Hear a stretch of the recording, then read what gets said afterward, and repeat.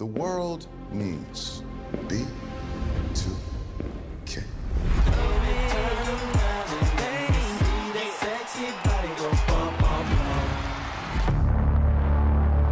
B2K's breakup was a huge shock to their fans.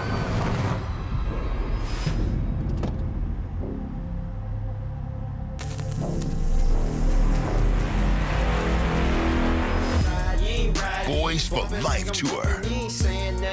Are you ready to transform your pool into a stunning oasis? At Mainland Pool Service, they're a family-owned business committed to keeping your pool looking pristine all year round. They believe that pool care should be proactive, not reactive, which is why their skilled team handles everything from routine cleaning to complex issues with precision. They prioritize clear communication and personalized solutions to exceed your expectations. Join the Mainland Pool Service family today and experience the difference their expertise and dedication can bring to your relaxation retreat. Contact them now at mainlandpoolservice.com. Memphis. Monday Night Raw returns with non-stop action, unmatched energy, and the superstars you love. We don't get mad, we get even.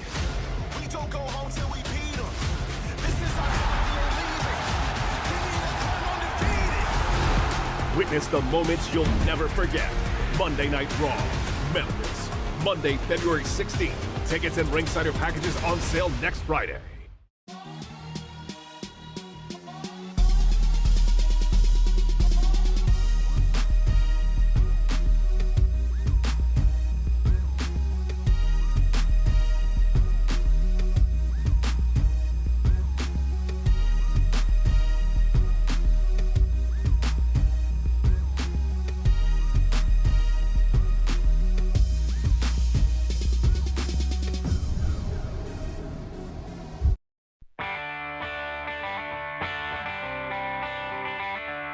Live from the Built Ford Tough studio at FedEx Forum, it's the Gary Parrish Show, presented by Ortho South, on YouTube at Grind City Media and the official Grind City Media app.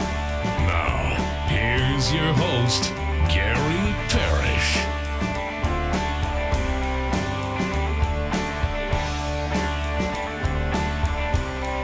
All right, I'm here. My name is Gary Parrish. I'm speaking here from the Built Ford Tough studio, FedEx Forum, downtown Memphis. Bennett Doyle right there producing the program. Glad he's with me. Glad you're with me. Hope you're getting through the day best you can.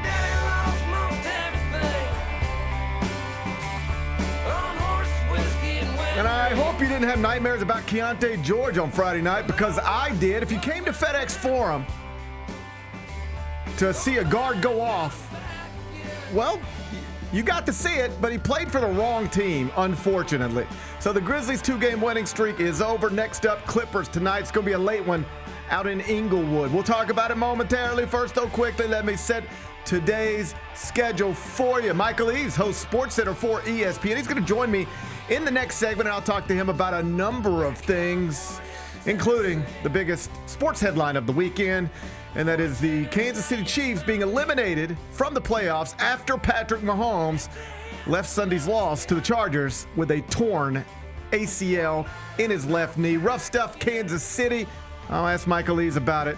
We'll do it in the next segment. Finish talking to Michael Eaves. We'll take a break, come back to 5 more things you need to know, at which point we'll discuss 5 previously undiscussed stories. Among them, the Memphis-Louisville rivalry was renewed this weekend. It did not go well for the Tigers. Blowout at the Yum Center, so Memphis is now 4-5 on the season, with undefeated and nationally ranked Vanderbilt coming to town on Wednesday. Could get worse before it gets better. We'll spend some time on that in about 40 minutes. Just in case the Grizzlies end up with a top 3 pick. We're not hoping for this, unless we are hoping for this. You know what I'm saying. Just in case the Grizzlies end up with a top 3 pick in the 2026 NBA draft, I'm compelled to tell you that Kansas star Darren Peterson, a projected top 3 pick in the 2026 NBA draft, he has been sidelined again. Re-aggravated his hamstring injury. It's a mess. We'll talk about one of college basketball's 5-star freshmen having a rough go of it. We'll do that later on in the show. Steph Curry scored 48 points last night against Portland, and in the process broke a record previously owned by Michael Jordan. I'll tell you what he did. We'll do that in just a bit. Phillip Rivers started for the Colts this weekend at the age of 44. and actually had Indianapolis in position to beat Seattle on the road. They were up in the final minute, but the Seahawks got a field goal with 18 ticks left to win by a point. Either way, we're going to tip our hat to Grandpa Phillip for a valiant effort. We'll do that in the third segment. And rest in peace, Rob Reiner, the legendary director, and his wife were both killed inside their home this weekend. Their 32-year-old son, Nick, has been arrested and will be charged with the murders. Awful story. I'll give you the latest during a segment we call 5 More Things You Need to Know. Then we'll eventually do GP's Carryout, and we'll call it a day. So that's the rundown. We got a lot to get to. But I did want to start with your Memphis Grizzlies because game 26 of a scheduled 82, it is set for the night out in Inglewood, California. Grizz Clippers, 9:30 tip inside the Intuit Dome. You can watch it on the FanDuel Sports Network with Pete, Brevin, and Rob. And this time Friday, Bennett, I had planned to spend this time today telling you about the Grizzlies' 3-game winning streak that has them just a win tonight away from pulling to 500 for the first time since the morning of November 2nd. That's the show I had ready in my head. But then Zack Edey, he's shut down with what's been described as left ankle stress reaction. And that's apparently all it took for the Grizzlies to suddenly lose to the lowly Utah Jazz. Final score Friday night, Jazz 130, Grizz 126. Ja Morant returned and scored 21 points in 25 minutes. But Utah's Keontae George, he got 39 points in 34 minutes, and the ghost of Kevin Love added 20 somehow. So the Grizz are now 3 games below 500, heading into tonight's game against the Clippers. Big Ben Bennett, good to see you on this Friday morning, Monday morning, rather. First question for you. Can you guard Keontae George?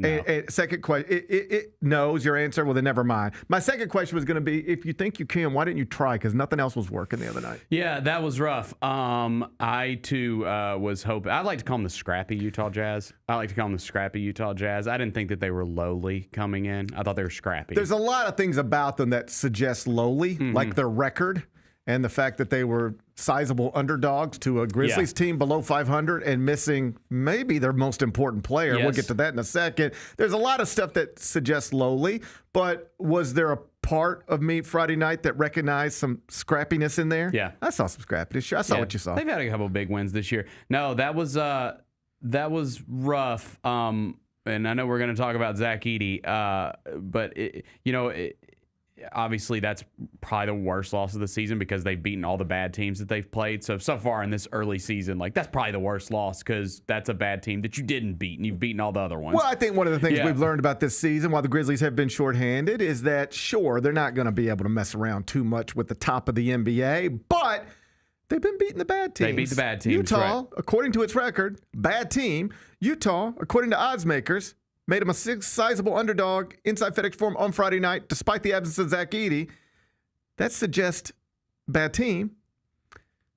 And the Grizzlies couldn't beat a bad team for the first time this season. No, and I mean, it's obviously Ja's first game back. He played limited minutes. He's obviously on a bit of a minutes restriction, it appears, as they bring him back. I thought he looked good. He did have a bad turnover there at the end of the game, but they were letting him. Keontae George had 5 fouls. They were letting Ja get to the rim, so I understand him wanting to continue to go to the rim. So that's the good. I thought Ja looked pretty good. In the moment where he tried to get one on Kevin Love, tried to honor CDR. Inside FedEx Forum. He did. And, didn't finish it, but he attempted it, and the attempts are fun. Yeah, death by Kevin Love in the year 2025 that was surreal to watch. I didn't know where I was. I felt like I'd been transported back to a different moment in time. Well, to your point about the scrappiness of the Jazz, there is a different, if Kevin Love were playing for the Wizards right now, he would just be, you wouldn't even know it. Right.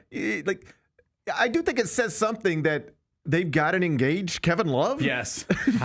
In the year 2025. I do think that says something about Will Hardy or the front office or the chemistry within the franchise. I mean, it feels like they've been losing forever. I don't know when they're going to try to be good again, perhaps after adding a Darren Peterson or a Cameron Boozer or A.J. DeBonsa in the 2026 NBA draft. But there is something to be said that that's a team that they all know they're going nowhere, and they have to know their front office doesn't even really want them to go anywhere, not yet, but they were still competing on a Friday night, and part of that was Kevin Love, who is, probably closer to my age than, most basketball players. Yeah, he was incredible. That was wild to see. Former Grizzlies draft pick, first round pick, Kevin Love. Yeah, I remember it. Yeah. I remember it's it crazy well. too, because like, how long has OJ been out of the league? I mean, it's been a decade at this point. OJ has walked the world. Yeah. He's walked the world like a shepherd 3 times since retiring from basketball. And there's Kevin Love still out there going 4 of 8 from 3. I still go back to all these years later. At the time, that was the right move to make. Everyone thought OJ Mayo was going to be a star. Or at least had the potential to be a star in the league. Yeah, I don't have revisionist history about that. Yeah, I mean, clearly it was a wrong decision. Right. But I was not upset about it at the time. At the time, everyone was stoked about it. They were like, oh my God, we might have the next Kobe. That seems crazy in hindsight. But I know, but that I'm telling you. I don't know that anybody said the next Kobe, but I do. I probably did. You might have. You probably did. I love OJ. You got his bobblehead still sitting up there. You probably did, but I don't know how many other people did. I will say this: the way I remember that is the Grizzlies really need a star, and you got to take a big swing. And the bigger swing, like the highest upside option here, is OJ Mayo over Kevin Love. Like that was I don't know if it was a consensus opinion, but it was a common opinion. And all these years later, like Kevin Love might go to the Hall of Fame. Right. So right. So what do we know? What do we know? What do we know? Points per game doesn't often mean what some believe it means, when they just look at the numbers and they go, oh, look at. But it's hard not to notice that with Zack Edey in the lineup, the Grizzlies had just held the Clippers to 98 points and the Blazers to 96 points in back-to-back wins. He leaves, Ja returns. Next thing you know, the Grizz are giving up 130 to a Jazz team that entered with an 8-15 record. It's obvious. It's obvious. When he's not there, everything is different. Jess asked me this question this morning. Let me ask you. Is he already their most important player? Not necessarily best, not necessarily most famous, not the one with the coolest shoes, but the best, most important. I'll just put it that way. Most important. Is he their most important player in year 2 already? Yeah, and I think that you add the caveat, I don't know if he's their best player, but he is their most important player. And the reason being is because any success that we've seen, like the Ja Jaren era of the Grizzlies had, has been with a really good center out on the floor. And you look at like the Western Conference, man, and in the East too, like the top 6 in both conferences, they all have good centers, right? They all have good centers for the most part. There might be 1 or 2 that doesn't, but for the most part, they all have really good centers. And so, he is super important to this team. And you saw it with the just lack of rim protection on Friday night. Like it's glaring. Yeah. There's a lot of evidence to support the idea that Zack Edey is the most important player in the Grizzlies franchise right now, period. Not like could be someday, but like is right now. Like if you were going to stand up in a high school class and try to convince your classmates of it, you've got some stuff to work with here. First and foremost, the record. They are 7-4 in games that he's played, 7-3 in games he's completed. Because remember, there is a game where he played but had to leave concussion, very early with migraine. Migraine, that's right. Officially diagnosed as a migraine, but it did come after Nikola Jokic had popped him in the back of the head pretty good. So 7-3 in games that he's completed, 70% win rate. That's pretty good. They're 4-10 in games that he hasn't played in. So 7-3 in games he's played in and completed, 4-10 in games that he doesn't participate in. He's averaging 13.6 points, 11.1 rebounds, 1.9 blocks, and those numbers are discounted a little bit because of the limited minutes he played against Denver. If you just wipe that out and do his per game numbers on everything other than the limited time that he played against Denver, all of this goes up. Yeah. So even with that figured in, he's the leading rebounder on the team, 3rd leading scorer, and the clear leader in blocks. And his PER, player efficiency rating, is 20.80, which might not mean anything to you without context, but that is 40th in the NBA, 23rd in the Western Conference, and by far the Grizzlies' top PER. He really might be the most important player. And I heard Chris Harrington make this point. I thought it was good. I don't want to act like I don't want to steal it and then not credit him. But the point he made recently was, for a while, when you looked at the Grizzlies, it was like they've got young star Ja Morant, young star Jaren Jackson. If they can get other interesting on their time frame players around them, that's how you really take this thing to another level. And now I think you can reasonably just sort of flip the whole thing around. We think we found something in Zack Edey and found something in Cedric Howard. And now the question is like, where it used to be, can we get good enough pieces around Ja and Jaren? It's almost like, can you get Ja and Jaren to be good enough around these pieces that early, sure, but absolutely look the part? And that's where we're at right now. Because for a while, we've always assumed, because there was data to support it, Ja and Jaren on the court together, you're going to be fine. Well, they were on the court together against the Utah Jazz. Wasn't fine. Zack Edey wasn't on the court. Wasn't fine. By the way, do you know where?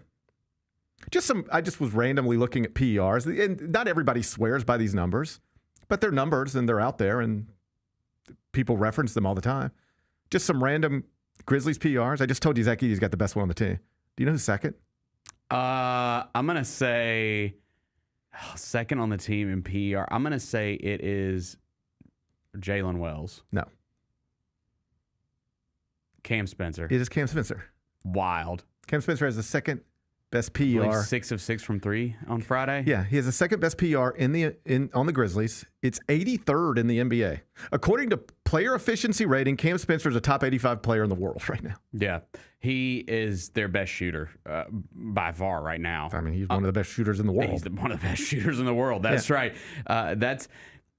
It's interesting because in defensively, he does. I mean, he struggled defensively against the Jazz the other night. That's just something you have to accept with him. But man, he is the best shooter on the team right now. And you can't, when guys come back, like, you have to find room for him. He's got to play. He's going to have to figure out yes, he's earned a spot in that rotation, even as some of these guards start to remove themselves from the status report.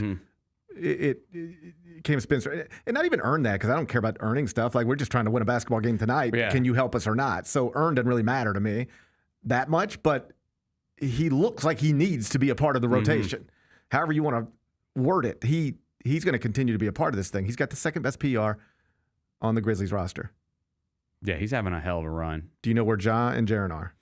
Again, these numbers can't be good because obviously Ja hasn't played a lot. I bet you don't realize how bad it is. It's probably not good. And I would assume Jaren's is worse. I'm just going to give you some numbers. Yeah, go ahead. I told you Zack Edey is 40th in PR in the NBA. Cam Spencer's 83rd. Santi Aldama is 93rd. Jock Landale's 128th. Cedric Howard is 168th. That seems low, but whatever. John Conchar is 213th. Ja Morant's 216. Jaren Jackson is 219. That's where we are. Yeah. That's where we are. I mean, I would hope that would improve. Well, specifically. Better. We all better hope. Well, the Ja thing I would think would improve. Like, as he starts playing like his normal allotment of minutes, get some games back. And even on Friday night, I know he was disappointed with the loss and disappointed in his performance, and talked about saging the arena and all that stuff after the game. But like, he converts that dunk, makes a couple of floaters that he normally makes, and we're talking about, look, he looked really good, and maybe the Grizzlies win. That's right. So, the Jaren thing is undoubtedly concerning. Yeah. It's just not. He's struggling. Yeah. And I don't. I do think that obviously not having the center. We know this. We've seen Jaren play for years. Like, we know he's better with a big center next to him. Like, he's not a 5. He's just not. And so we knew that was probably going to be tough without Edey, but the numbers are just down. The numbers are down across the board. And I mean, you can't have your two franchise players, regardless of how much you care about PER, your two franchise players can't be in the 200s. Right. And you expect to do anything of substance. So that's got to get fixed. Another one tonight, 9:30, Grizz Clippers, Vandal Sports Network. Michael Eaves up next. Sonic Radio. Welcome back to Sonic RNDIO. That spells radio with me, the CIO. This just in, the new Sonic $1.99 menu lets you build a crave-worthy meal for just $1.99 an item, whether that's a creamy shake, crispy tots, or a quarter-pound double cheeseburger. This just out. Ostriches. They're mean, not very cute, and in my opinion, way too big for a bird. Don't miss the Sonic Fun 99 menu. 5 items, always $1.99. Live free, eat Sonic. Tax not included. See menu for details. Let's face it, there's a lot of trash talk in basketball. But the great teams let their performance do the talking. Like Ford F-150 with Pro Power on board. A class-exclusive industry-first feature that turns your truck into a mobile generator and leaves the competition speechless. Ford F-150, official truck of the Grizzlies. Greatness starts here at your Mid-South Ford dealer. Class is full-size pickups under 8,500 pounds, GVWR. Grizz Nation, Friday night just got a whole lot better. Introducing Buckets and Brews, the ultimate way to tip off your weekend. Every Friday this season, grab a terrace-level ticket to the Grizz game and 2 12-ounce Miller Lights for just $55. Get great seats, cold brews, and Grizzlies basketball. It's everything you need to start your weekend off right. So get the deal that's too cold to hold. Go to grizzlies.com/Friday to lock in your tickets today. Grizz Nation gets set for tip-off 1 hour before every Grizzlies home game with the warm-up show. Get the latest news, notes, and analysis live from courtside at FedEx Forum. Who's going to be the tougher team that rebounds and prevents second-chance opportunities? Join me, Lang Whitaker, along with Michael Wallace, Jessica Benson, and other personalities from Grind City Media, Memphis, and around the NBA. 1 hour before every home game, live at Grind City Media on X, YouTube, and the official Grind City Media mobile app. Kroger shoppers and Grizz fans. Want exclusive last-minute discounted ticket deals texted straight to you? Sign up with the new Kroger Buzzer Beater deal. Fans can sign up by texting Grizz to 636-479 or visit your local Kroger store in the Delta Division and scan the QR code. By signing up, you agree to receive recurring automated promotional and personalized marketing text messages from the Memphis Grizzlies. Consent is not a condition of any purchase. Message frequency varies. Message and data rates may apply.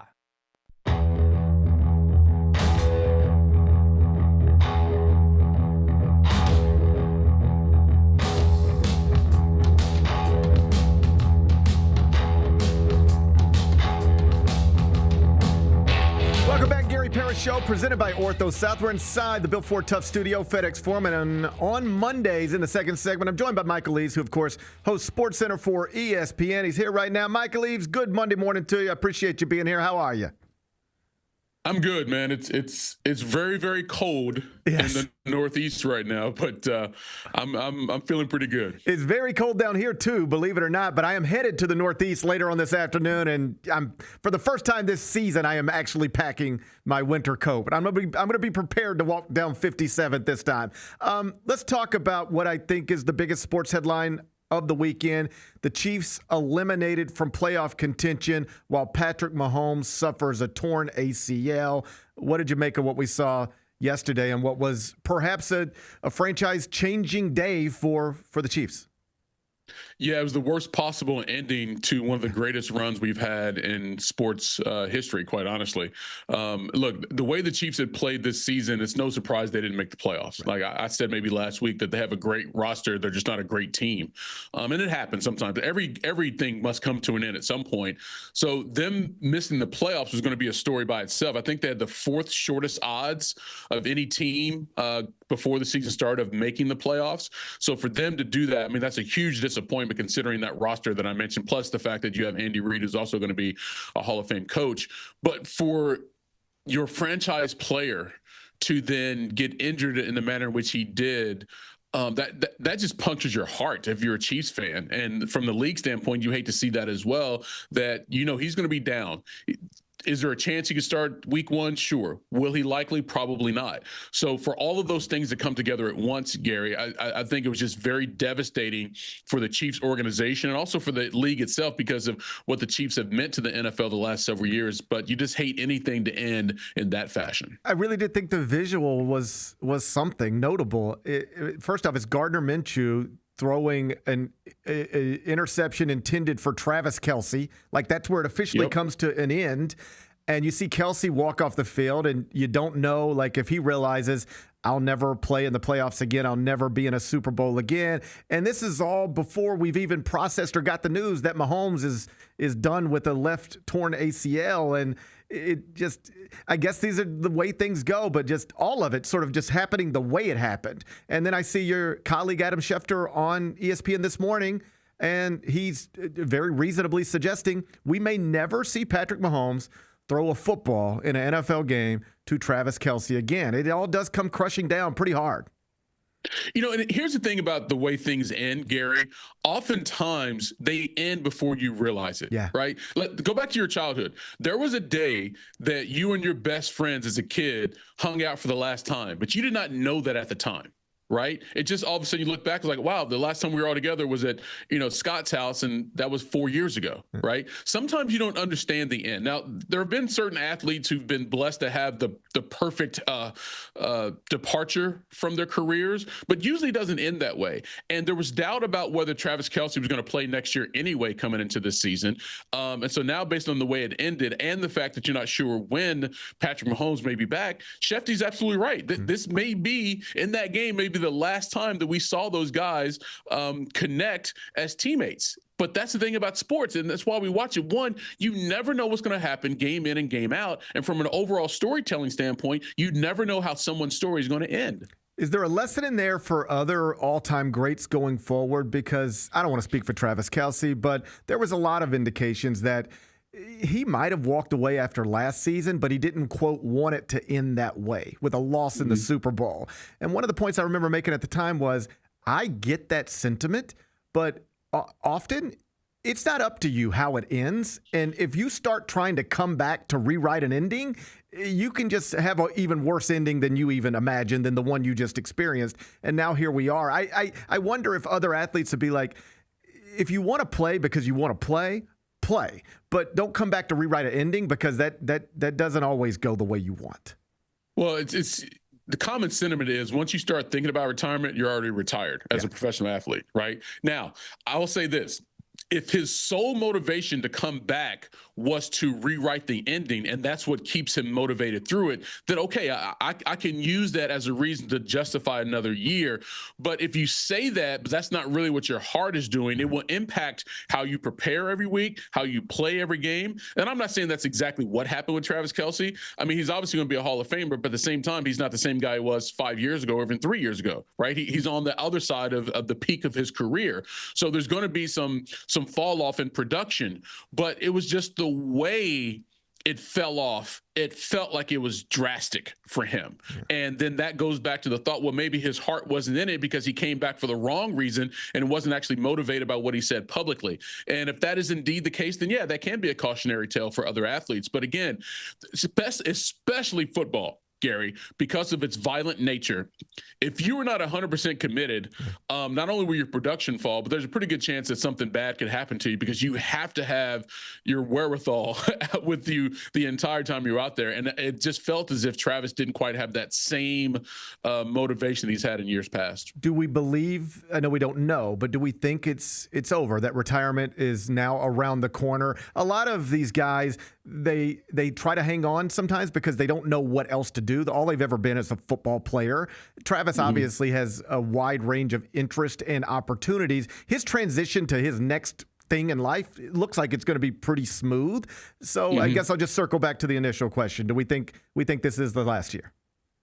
I think it's more likely than not that he has played his last game in the NFL. Elsewhere, big story, Heisman Trophy goes to Fernando Mendoza, which means it goes to an Indiana quarterback. You grew up in Kentucky. You're familiar with that state, with that university, with that athletic department. Put into terms for people who maybe aren't as tuned into it as you are, what it's like to watch Indiana be ranked number one in football with the Heisman Trophy winner. This is not something we could have imagined in our childhoods. No, and as a Kentuckian, it just makes it worse because the guy from Indiana wins the Heisman, and one of the other finalists was a quarterback from Vanderbilt, and we're surrounded by both of them, and we can't beat either one of them at this point. So that for me personally, that's hard. But here it is.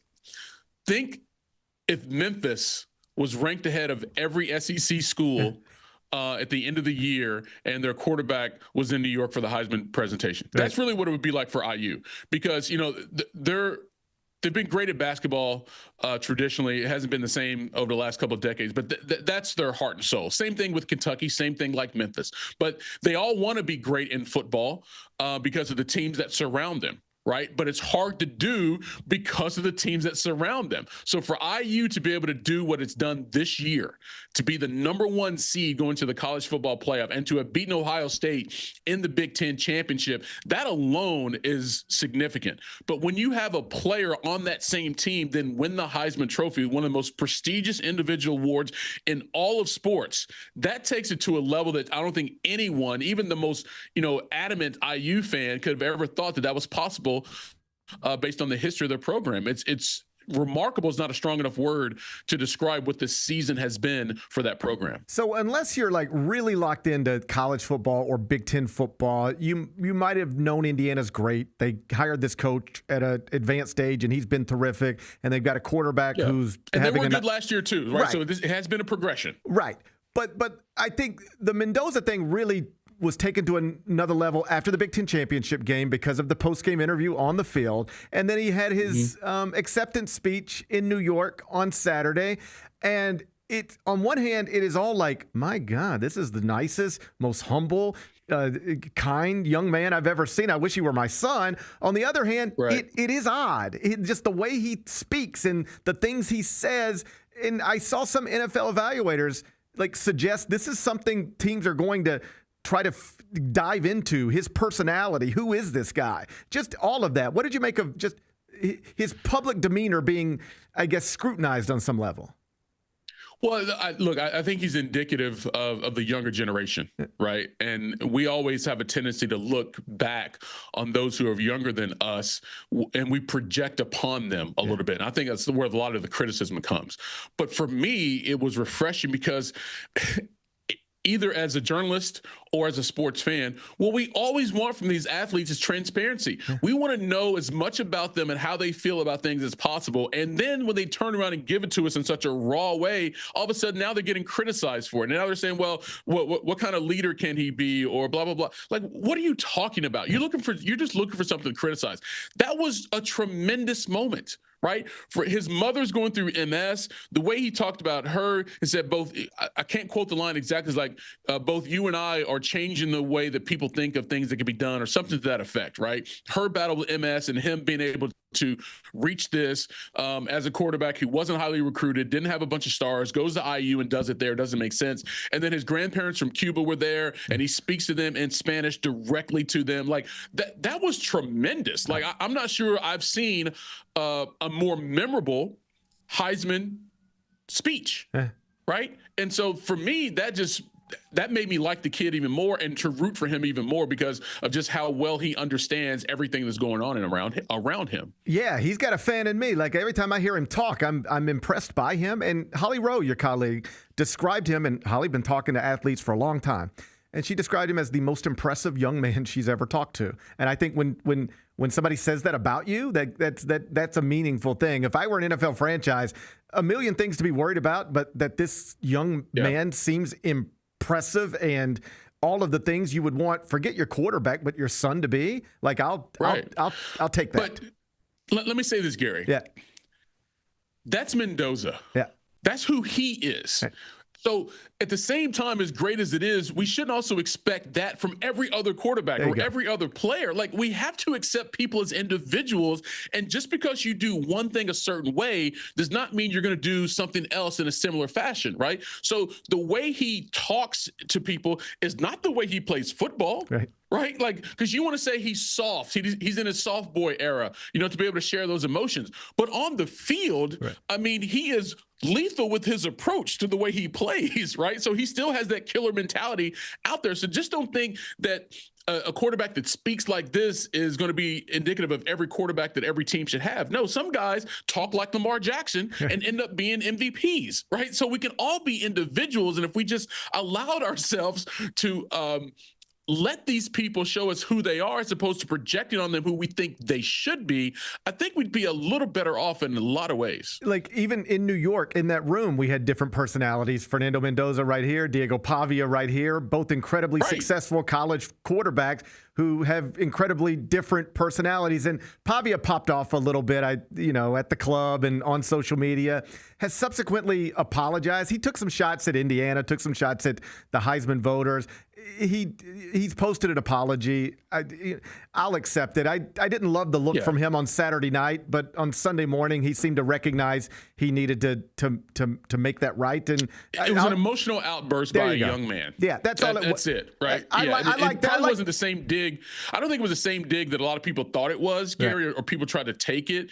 He was saying, forget that. Right. That doesn't matter. My family matters more than anything. Blah blah blah blah blah. Now, how it came off can be criticized. And look, he should have apologized. There's no question about that. I'm not defending him, but let's not take it so much farther than what it really is. A young man being emotional, but still trying to show support for the people who supported him to get there in the first place. Last thing before I get you out of here. There were bigger wins in college basketball this weekend. I guess Arizona going to Birmingham and blasting Alabama would be at the top of the list. Big. But I don't know that anybody got a better quality of life win than Mark Pope and Kentucky did this weekend. That thing could have gotten, you lose that one, now everything's just ratcheted up another level. Have things calmed down after a nice victory over the weekend?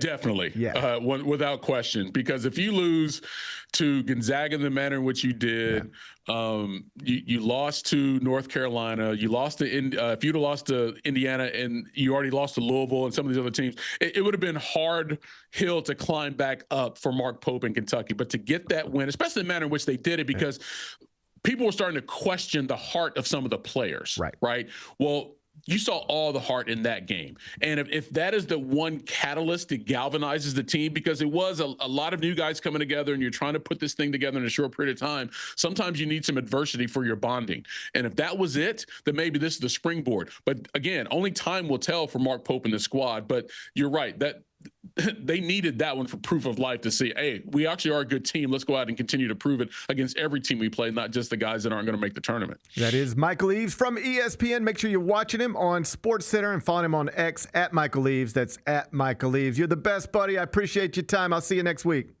All right, man. Have a good one. All right. Bye-bye. That's Michael Eaves from ESPN. Kentucky got a big win this weekend. Also, John Calipari in Arkansas got a big win this weekend.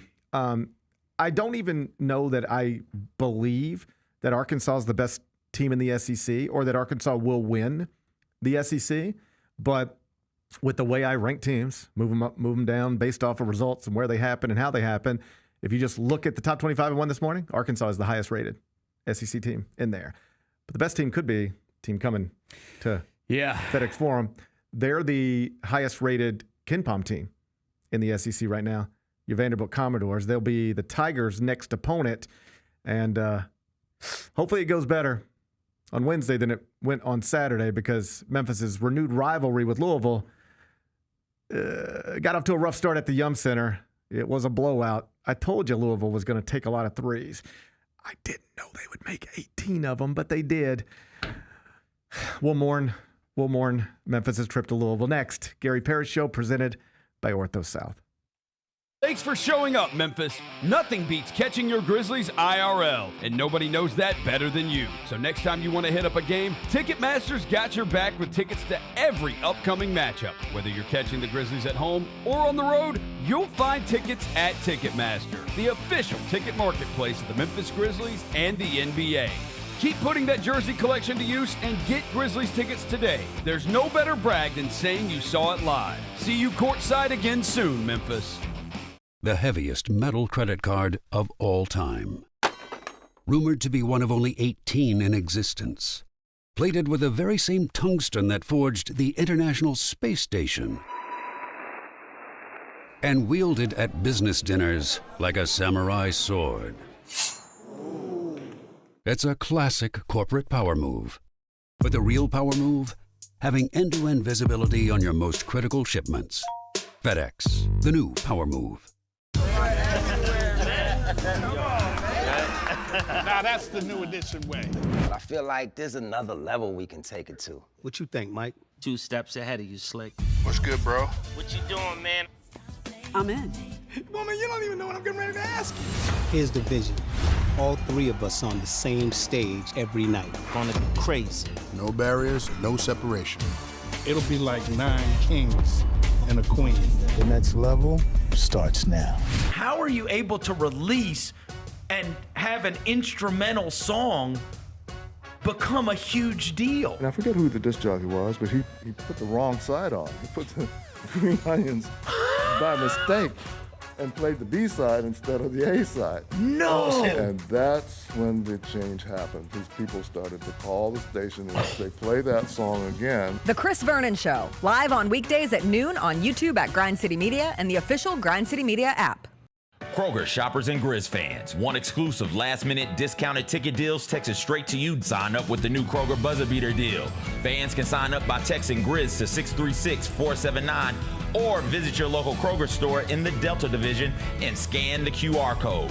By signing up, you agree to receive recurring automated promotional and personalized marketing text messages from the Memphis Grizzlies. Consent is not a condition of any purchase. Message frequency varies. Message and data rates may apply.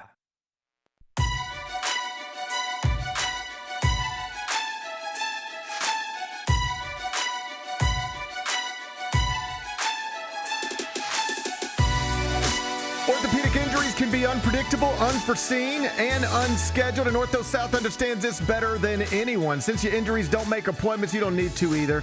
And that's because Ortho South welcomes walk-ins during the weekdays, in the evenings, and even on Saturdays. So next time an unforeseen injury makes an unscheduled appearance in your life, visit orthosouth.org to find your nearest urgent care location. Just walk in, and Ortho South will take care of everything, especially you. Learn more at orthosouth.org. That's orthosouth at orthosouth.org. Now I got 5 more things you need to know. Number 1. Final score, Louisville 99, Memphis 73. The rivalry was renewed at the Yum Center over the weekend. It did not go well for the Tigers. I thought we were apex predators. I thought the same, GP. That was... Charles Huff told me we were apex predators, so I was feeling good about things, and then the game started. I was feeling pretty good, too. I mean, I never thought they were... I don't want to say never. That was always going to be a tough game. Sure it was. That was always going to be a tough game. I was hoping to be a little more competitive than that. I was pretty checked out after a few minutes in. I'm going to be honest with you. It was 57-37. Yeah. At halftime. Tigers trailed by as many as 30 and lost by 26. Louisville took 35 threes, made 18 of them. And that's insane. I mean, in fairness, that's insane. You're never beating any team.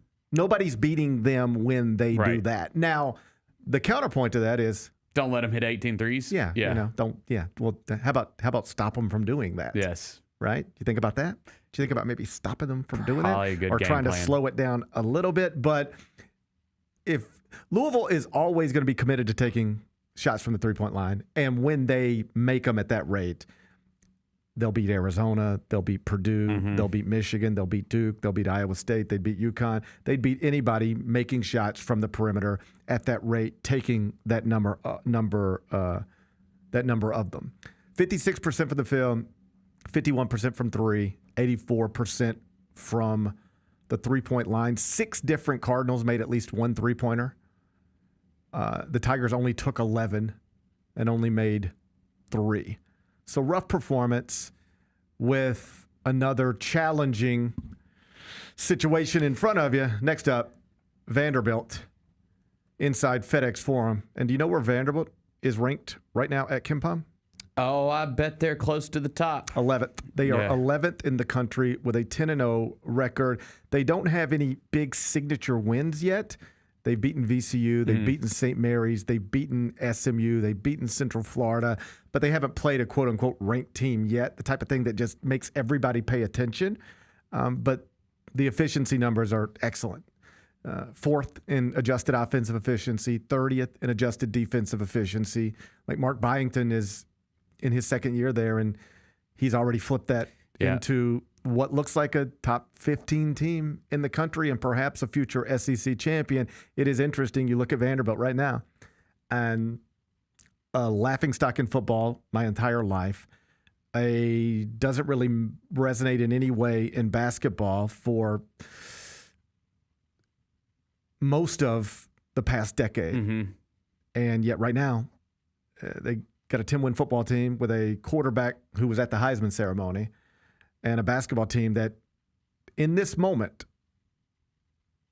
is projected to finish in a 3-way tie atop the SEC standings with Florida and Alabama. This has got to be the byproduct of the NIL era, because this is one. It seems a little similar to BYU. Like we're a big wealthy university. We're in a major market. Crazy money at Vanderbilt. Crazy money. Like you talk to the people at Vanderbilt, and it's like if they just wanted to have the nicest football stadium and nicest basketball, if they just said we're going to have the best, they could snap their fingers and do it. Yeah. Their endowment is like they could do whatever they want. You make an interesting point about the city, and I had never computed this myself. I heard somebody else make it, that in the NIL era, you suddenly have college athletes who are millionaires. Mm-hmm. Like they don't want. What are you doing with a millionaire's salary in Starkville, Mississippi? Right. The point this person was making was like, they want to be in. Now you got players with real money. Like you have real disposable income. You want to live in some like little college apartment in some little college town? Take me to a big city. Let me get the penthouse. And it doesn't mean that nobody's ever going to be able to recruit to Penn State again because it's 3 hours from everywhere. But the point this person was making was keep an eye on Auburn, because Auburn has access to Atlanta. Mm-hmm. You can be a big-time SEC football player and on the weekends pop over to Atlanta. It's an easy drive, a nothing drive. And this person was suggesting that matters more than it used to matter.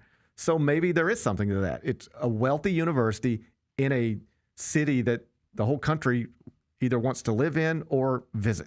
You're right. Yeah. And so I don't, if getting people to come to Nashville is among the easiest tourism things in the country these days, I don't think it's a stretch to think that it helps in recruiting as well. Right. Hey, we'll make you rich and come to Nashville and be rich in Nashville.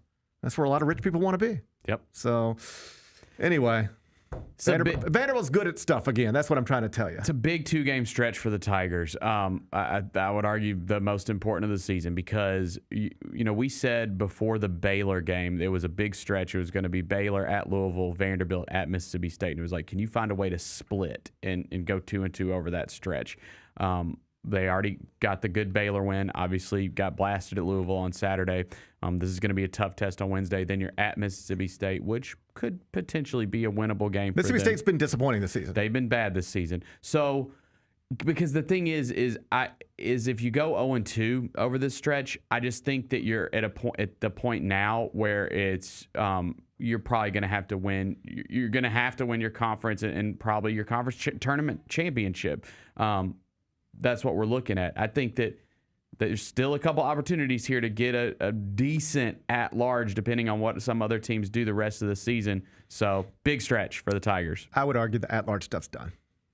If they beat Vanderbilt? That's like – these types of conversations are like when – I saw somebody make this point yesterday. It's like before the Chiefs game. It was like, if the Chiefs do this and all of this other stuff happens, then – that's how they make the playoffs. And it's like, well, if they were capable of winning all these games, they wouldn't be in a situation where they need to win all these games. Right. You know? And I would say the same thing about Memphis right now. Respectfully. Like, I got it. If you were... Listen, it's a home game against a team that doesn't have NBA prospects all over the court. Anything could happen. It's college basketball. But what I was going to say is if you're good enough to beat Vanderbilt, you probably wouldn't lose by...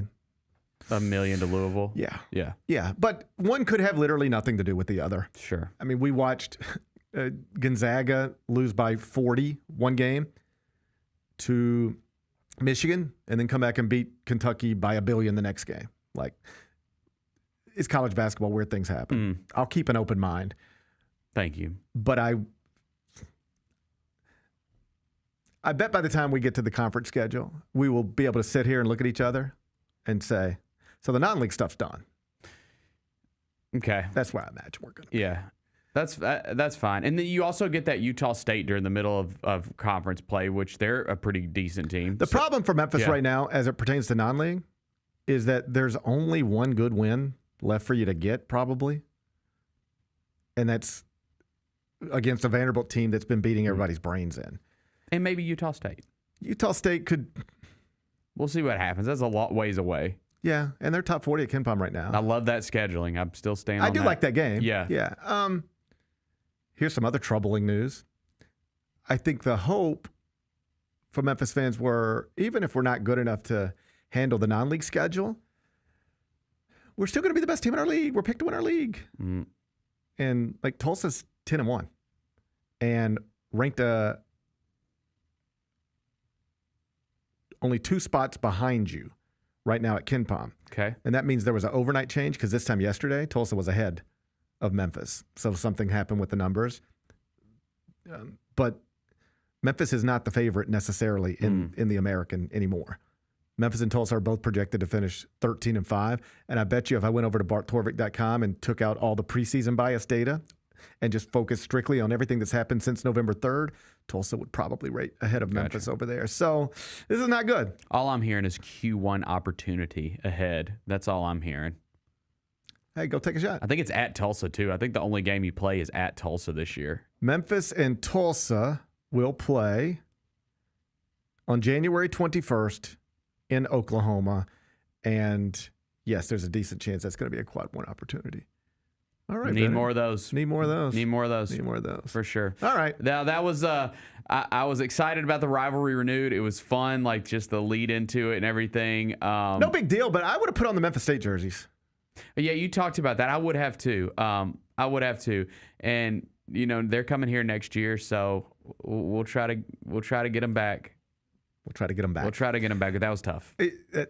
You look forward all week long to the rivalry being renewed, and it's over in the first 5 minutes. And ESPN cut away from it.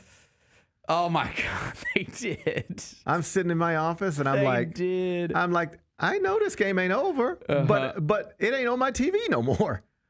They just left it. They were just like, "Hey, we're done with this. We're gonna get you out. We're gonna get you out to Kansas, NC State. Yeah. We're done with this." Well, Hassan Abdul Hakim tried to keep them in it for the first. I mean, he was hitting buckets early on. I was like, "Whoa, what is going on here? We hadn't seen nothing all season. That came out of nowhere." Okay, I don't mean this the way it sounds. But I hope you recognize we are now living in a moment where your bright spot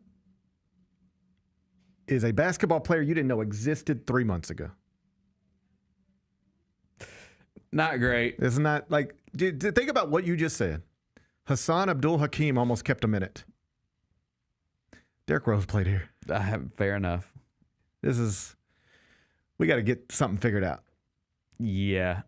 I big 2-game stretch. I'm still, I thought they were going to lose at Louisville. I didn't know it was going to be like that. So, hey, it's big week ahead. Big week ahead. It's a big week ahead. Yes. Hey, let's pause this conversation until Q1 opportunity on deck. Let's pause this conversation until we can get through this week, and then I think we'll have clarity one way or another. We'll have a better idea of what we're dealing with a week from today, but there's reasons to be concerned. Let's go beat Vandy on Wednesday. Wouldn't that be nice? Yeah. Big home game. Big home game. Yep. Number 2. Darren Peterson sidelined again with a hamstring injury. I'll be quick on this. I only bring this up not because I think anybody cares about Kansas basketball, but he's been hurt a lot this year, right? He's been the projected number 1 pick in the draft, and he has played 4 games. And one of those games was this weekend, and he had to leave it early after feeling a tightness in the hamstring. It just stinks. There's been all sorts of weird conversations about him, like, does he even want to play? Yes, he just has a hamstring injury. Like, I think this is where, relative to some other college basketball talkers, it's helpful that I live in an NBA city and follow the NBA, because it appears I got a better grasp for hamstring injuries than a lot of people Elsewhere talking about college basketball because they're like, well, I don't understand why he can't play because he has a hamstring injury. Yeah. In the NBA, when you hear about somebody has a hamstring injury, you don't even think about seeing him for 2 to 3 weeks. And that's about what Darren Peterson missed. Then he came back, and now he has re-aggravated it. So now people are like, is he going to shut it down? It's December 15th. Shut it down for what? You don't have to shut it down on December 15th to prepare for a draft in June. You know what he's going to do? The same thing he did last time he had a hamstring issue. Oh, this is like remember the James Wiseman thing? Except, and I had some people throw that back. Well, GP, you told me it didn't make sense for James Wiseman to shut it down either. And then he did. You ready for this? It didn't make sense for him to shut it down. It was stupid of him to do. All right? He went multiple years without playing real basketball. For sure. All right? In retrospect, that was not the right decision. No, and I don't think it's really what he wanted to do. I think he had family members that got sideways with Penny and the coaching staff and felt some kind of way. And they were like, well, you're not going to use him to make all your money when the NCAA is trying to take back our money. And it just got all sideways. And people made short-sighted, emotional decisions. Mm-hmm. But yeah, I stand by that. It was stupid for James Wiseman to do what he did. He cost himself. I don't love that his career has unfolded since then in the way that it's unfolded. I don't root against anybody, but I think the way he handled that situation was counterproductive to his long-term goals. Mm. And I would argue if Darren Peterson decided to do something similar, it would be counterproductive to his long-term goals. NBA general managers don't want to see him shut it down. You know what they want to see? Somebody who is dying to get back on the court. Somebody who wants to be out there so badly that he's going to spend 9 hours a day in a training room getting the hamstring worked on nonstop. If you actually shut it down because you don't want to play, he still get picked very high in the draft, maybe even number 1, but that says something to a front office member. It would to me. Like, what is it? Why did he not want to play? He told them he was going to play. They paid him a lot of money to play. He said he was brothers and teammates and all that stuff. Right. And he could have theoretically tried to come back, but he didn't. What does that say about him? Let's talk about it. It's in nobody's best interest for Darren Peterson to shut it down. So I don't think that he will. But he's probably going to be sidelined for several weeks at the very least. Next 2 games for Kansas is fine. It's a couple bye games. You can get through them. I think it's Towson and Davidson. And then you got Big 12 opener. I think it's 3 weeks from Saturday, this past Saturday. Mm-hmm. If you want to try to play a few Big 12 games, their first 3 Big 12 games are against unranked opponents. They're not gimmies, but they're against unranked opponents. You could hold him out for about a month and have him back for Iowa State. So they're just going to slow play this thing again. And hopefully when he comes back, we never talk about his hamstring again. But I made this point with Jess earlier.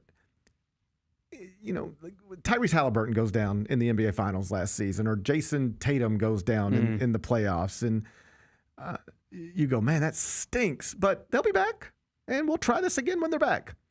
In college basketball, particularly with one-and-done players, you never get it back. It's a one-shot deal. So you're Duke. You work like crazy. Recruit over several years. Kyrie Irving, get him in school. He played 7 games because he was hurt. And you would hope the Darren Peterson thing doesn't unfold similarly. Either way, you're not going to see him for a while. So if you're focused on elite prospects, you're going to have to keep your eyes on Cameron Boozer, A.J. DeBonsa, Michael Brown, the Louisville star. But Darren Peterson going to be in street clothes, it looks like, for, I'd say, to at least 2026. Number 3. Steph Curry made history last night in a loss. It was in a loss. 48 points in a loss to the Blazers, making him the all-time leader in 40-point performances in the NBA after turning 30 years old. This time yesterday, Michael Jordan still possessed that record, but now it belongs to Steph Curry. He's an all-time great. Dude, he's unbelievable. Did you see the video that made the rounds of him hitting the shot out of the tunnel? That is... Didn't even seem real. Dude, and I saw one angle that's filming from behind him, and it's just crazy. Like the trajectory, like how he does. I don't know how he does it. He is without question the greatest shooter we've ever seen, and I don't take it for granted. Like watching him play, and man, they better figure something out because they're like not going anywhere right now. Yeah, they're not good right now. Yeah, and he's still awesome. Like that's the thing is, I just wonder what the future holds there. Like I think that I think you're at the point with him where you try to just keep rebuilding with veterans as long as you can to help him win. That's what I would do. I would just keep trying to, hey, we'll worry about tomorrow. And maybe this is why I shouldn't run an NBA franchise. Right, okay? right. Let me be clear. But how long is that guy going to be at this level? He's an older player. I would push all my I used to say this about LeBron. I don't say it anymore about LeBron. But there was a time where if I had LeBron, I'm not worried about the future. I'm trying to maximize the present with one of the greatest talents of all time. And if that means draft picks, assets, young players, flip them for vets that can help him win now, that would be my priority. I repeat, this is possibly why I should not run an NBA franchise, but that's what I'd be trying to do. And if I were, and that is kind of what they've been trying to do. It's what they've been trying to do. They've been hurt this year. Because I do think that he is one of those guys. I bet he stays there his whole career. He's one of those guys that I do not think will ever play anywhere else. It doesn't look like it, but you never know. You never know. You never know. But he's obviously loves it there, and I think he's going to be there. So now some context, not to nitpick it, but Michael Jordan did leave for a little while in his 30s and go play baseball. Mm-hmm. So there's some opportunities for 40-point games in his 30s that Jordan didn't have because he was playing baseball. Mm-hmm. But whatever, let's not get caught up in that. Nah. Steph Curry, he's done something no man or woman before him had ever done. And that's reach 40 points after the age of 30 this amount of times. Tip of the hat to a legend. Yes. Number 4. Speaking of old men, Phillip Rivers at the age of 44 started for the Colts yesterday and almost did it. I watched the whole thing. I was locked in. Yeah. I had the family locked in. Yeah. I had my little on the final 5 minutes. I said, all right, everybody put your iPads down. Mm-hmm. Grandpa Phillip. Yep. Trying to gather around children. We really did. I did that. I said, I want you guys to watch this. I don't even know why I wanted them to watch it, but it felt like something I should watch with my boys. Yeah. And it was awesome for a minute. Oh, dude. I mean, listen, he came out and on his first throw, he got hit and hit the ground pretty hard. And I was like, oh yeah. Like this could be and there was dicey. There was a couple of moments where he just looked like an old man who hasn't been on a football field in a minute. Uh-huh. Like he just fell down one time. Yeah. And the throws look awkward. It looked like, oh my God, just get it out of here. Yeah. It was a little bit of that sometimes. But whatever. He had him in position. And he got a touchdown pass. That was the biggest thing, I think. He they didn't ask a lot of him. No. But because even on that final drive, he was handing it off. Yes. A lot. But he was 18 of 27, 120 yards, had the touchdown pass, did throw one pick, got sacked one time. Did get him down the field. Mm-hmm. Go-ahead field goal was kicked, but there's too much time on the clock, and Seattle just marched right back down the field. And it's on the defense. That ain't his fault. What do you want Phillip Rivers to do? No, he got you. He did everything he could. You want him to play cornerback as well? What do you want Phillip Rivers to do? Yes, it would be nice. To play it would be hilarious to watch Phillip Rivers play cornerback. So he throws an interception. I make my little 60 minutes joke that I've been making for 15 years. Because I really do think if you could do the research on this, nobody has thrown more interceptions immediately before 60 minutes in the history of the NFL than Phillip Rivers. Okay, I don't know how I could even do that. I guarantee you somebody can look that up. Yeah, somebody figure that out for us. You say Phillip Rivers. I submit that Phillip Rivers has thrown more interceptions immediately before 60 minutes than any quarterback in the history of the NFL. Yeah, because that was AFC. I was going to say, Jameis Winston. No, it's AFC. Yeah. West Coast team. Right. He's in that 330 window with the Chargers for all those years. Yep. Loved to throw interceptions. Did it all the time. And the longevity is what matters. Yes. Yeah. Okay. Yes. You have to be awesome of just, to even be in a position to throw this many interceptions before 60 minutes. That goes without saying. Like I was gonna say, I mean, come on, dude. There's got to be a Raiders quarterback in there, but they're all there for like 2 years. Yeah. Philip Rivers, I'm just gonna say it, whether we can prove it or not. I believe it in my heart. All right, This is something I believe in my heart. No person has ever thrown more interceptions immediately before 60 minutes than Philip Rivers. And so to watch him do it in the year 2025, I thought we were done with that. I thought I was going to spend the rest of my life. I was like, you know what? I'm never going to see Philip Rivers throw an interception before 60 minutes again. Man. Darn. What happened? And then it's just December 2025. I'm just sitting there with my boys. Wait, he didn't throw an interception, did he? Yes, he threw an interception. Oh, he did? Damn. Yes, he did his best, but he threw an interception. Well, and so I got my little joke off, and people had fun with that. And then I felt bad immediately because I didn't want to make that was me being selfish. I think he would have laughed at that. That was me being selfish. Nah, he would have laughed at that. That was me being selfish. Just to get a couple retweets, I had to take a shot at a joke at Philip Rivers. That's on me. Okay. I need to do some soul searching, I think. I think it's fine. I think he would laugh. I think I need to look in the mirror. Okay. I didn't like that about myself. Fair enough. This guy's out there dying, killing himself. He's like all bruised up and stuff. He looked like he took a beating. And I'm just getting my jokes off. I didn't like that about myself. And then I really felt bad when I watched his postgame. Did you see his postgame? I didn't see it. There's this clip. It's about 45 seconds. And I just think it's perfect. Like if you really, because I think a lot of people last week, you first hear the story, you don't know if it's true or real or a joke. And then it's like, oh, they're really bringing him in. Yep. It's like, oh, no, he's really on the practice squad. Oh, no, he's really going to start. Oh, wow, he's really out there. And a lot of people are like, why is he doing this? Why are they doing this? Some people were actually like mad about it.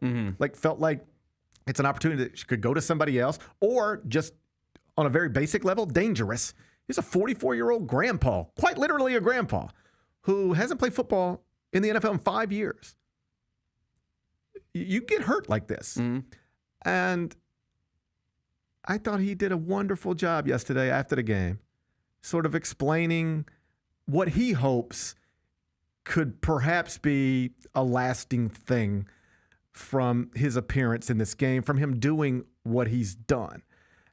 Because I'm sure you saw some of the videos. Like he coaches high school football. Yep. And his high school team had a party to watch the game, and they were going crazy watching their coach do this. And we had fun with this. He's got 10 kids. Some of them are adults, but some of them aren't. Some of them just look exactly like my little boys at home. And he was talking about all of this stuff, and I just thought made a point that resonated with me. I'll tell you why in a minute. But first, let's watch Philip Rivers. I think maybe it will, I don't know, inspire or teach, to not to run or be scared of what may or may not happen, Hopefully, certainly I think of my sons and those ball players, that I'm in charge of at the school, that they'll say, like, crap, coach wasn't scared. You know what I mean? It's like, shoot, sometimes there is doubt, and it's real. And again, you can the guaranteed safe bet is to go home or to not go for it, and the other one is shoot. Let's see what happens, And so, I hope that in that sense that it can be a positive to some young boys, or young people. It doesn't have to be boys, but that's where my jokes end. That's great. That's a real lesson, and that I love that because I had none of that when I was a child. I was scared of failure in every way. I ran from opportunities because I was scared of failing. I started thinking about this last night. I don't actually have a memory of ever trying out for anything. If you wanted me on your baseball team, you would just have to see that I could play and then invite me. Or if you wanted me on your soccer team, you just kind of have to see that I can play and then invite me. But the whole hey, there's tryouts on Saturday at 2:00. I don't really remember doing that because I hated the idea of it. But what if I don't make it? What if I'm not good enough? The only thing I can ever remember trying out for in my entire childhood is basketball, like 7th grade basketball. And you know what I remember about it? Going out there and goofing around, like taking 35-footers. and as a defense mechanism, so that when I didn't make the team, I could say, I was just messing around, wouldn't even try. Yeah. Like in every aspect of my life, I realize this about me now. I was scared of failure, scared of rejection, scared of being told no. Even like in dating, like I like this little girl. We're both in 10th grade. There's no scenario where I would ask her out. We might end up together, but it would just have to happen. It wouldn't be because I would have the courage to ask you. And when I watch my own, certainly my little guys, they're the opposite. They're happy to put themselves in any sort of position. They get, especially my youngest, he's got incredible confidence to a fault sometimes. Like he's a little too confident sometimes. But I've even told his coaches, like, don't take that away from him. I want him to have that. I'd rather him be too confident and we have to reel him in than to be scared of failure. Like my little guy would go try out for anything tomorrow and think he would be the best at it, regardless of whether he was or not. And like Phillip Rivers said, because the way he said that resonated with me. The easy thing to do is just say, no, I'm staying home. Because you could go out there and embarrass yourself. Like people were laughing at him all week. Oh, he's fat and he's old and he's grandpa. The easy thing to just do is keep your millions that you made for a long Hall of Fame career and stay off that field. Because you could embarrass yourself, get hurt, all sorts of things. And he was just like, yeah, but no. He was like, yeah, did I doubt myself? Of course I did. Did I wonder if I could do this? Sure. But let's go take a shot. Yep. Let's go take a shot and see what happens. And that's a great attitude to have. Yeah. I wish I had more. I've shed a lot of that in my adult life, by the way. But when I was a kid, I didn't have that confidence that Phillip Rivers was talking about. And if that can be his message that resonates with any young person, that's a great message. Agreed. Ask the girl out. Ask the guy out. Go try out for the soccer team. Go take shots, man. Take shots. Because it's sort of a cliche, but it's one I tend to believe is true. The regrets you end up with in life, often, they're not the things you did. They're the things you never did, never tried. And that's in 45 seconds, I thought he summarized that pretty well. If my own children and those boys I work with at that high school, if they can look at me and say, man,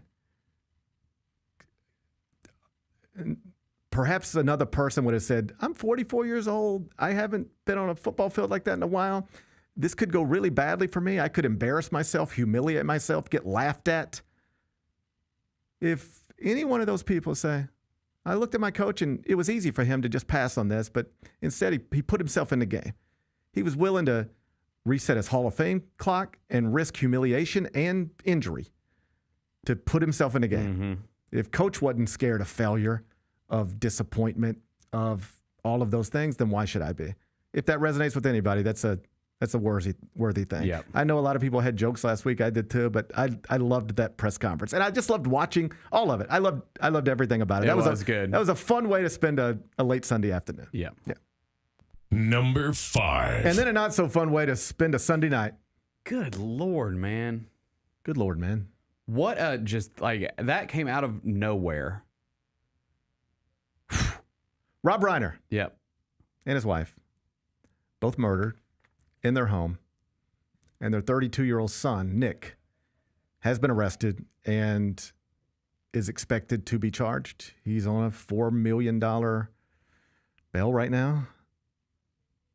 It appears that Rob Reiner, one of the greatest filmmakers in American history, and his wife were murdered by their son yesterday. What in the world? Dude, yeah. And that's like the details, like it's just, I don't want to say it's unimaginable because anything's imaginable if you think about it. Sure. For a minute, we just had a Big Ten football coach go to jail last week for allegedly pulling out knives in the apartment of his girlfriend. God, every day it's just a insane headline. So I guess nothing's unimaginable, but my God, Rob Reiner and his wife being murdered by the 32-year-old son is not something anticipated talking about. No, and like as you like read about it more and more details start coming out, that he had addiction issues. He obviously had struggled. They even made a movie together, him and his son, that was about addiction issues. I'm not sure. I don't think it did well or anything, but obviously he had problems and yeah. I mean, it's just a nightmare, and you see just all of it. It's a nightmare, and then you remember, like, this isn't just a famous filmmaker. Like, this is a real guy with real friends. And there's Billy Crystal at his house in tears. And Larry David, there's Larry David at his house, obviously shaken. And it's one of those. Reportedly, one of the daughters found them because they have 2 other kids, I believe. Yeah. So a daughter found them, and then a daughter told the investigators very quickly. I know who did this. Yeah. And so it's one of those where you're going to hear this young man had been struggling and had been a issue, and they had tried this and tried that, and you're going to hear that people they were shocked but not surprised. That's what you're going to hear. Mm-hmm. Didn't think he'd ever do something like this, but always knew something wasn't right. Yeah. Or for a while realized things were spiraling in a bad direction. Do you have people like this in your own life? Like that if you heard something, if you heard they're the ones that shot up the school tomorrow, you'd be like, No, I don't know. Not that extreme. No.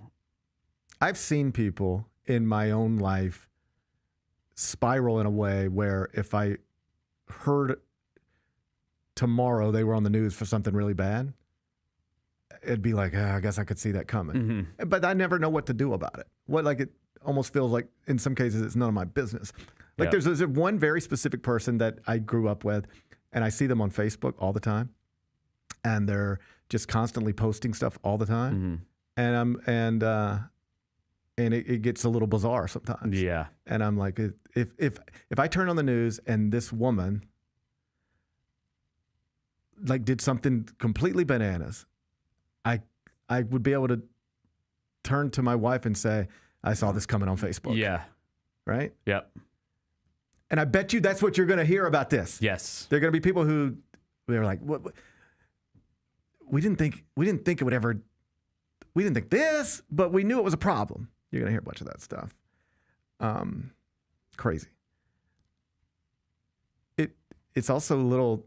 We just all got through watching this limited series with Mark Ruffalo, mm-hmm. and there was a component like this story was in that story. Child. Spoiler alert. But what's the show called we watched? Task? Yeah, Task. Yeah. The kid killed the mom. Right. So there's a little bit of that in here. Do you see? I saw a video of Rob Reiner going around. He was interviewing with maybe Piers Morgan or something. Mm-hmm. This is right after Charlie Kirk was murdered. And he was talking about that, and he said, I watched his widow, this is Rob Reiner talking, speak about her husband's murderer, and she said she forgave him, and I just think that's a wonderful quality to be able to forgive somebody in these circumstances.